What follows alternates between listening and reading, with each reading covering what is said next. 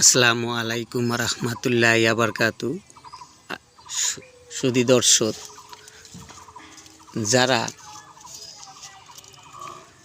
অনেক রোগ ব্যাধিতে আক্রান্ত এবং অনেক দিন ধরে গ্যাস্ট্রিকে আক্রান্ত, পেট ফাঁপা, পেট অম্ল, পেট জ্বালা পোড়া করে এবং পেটের লিভার ভালো থাকে না এই ঠান্ডায় এই গরম, তো এইটি হচ্ছে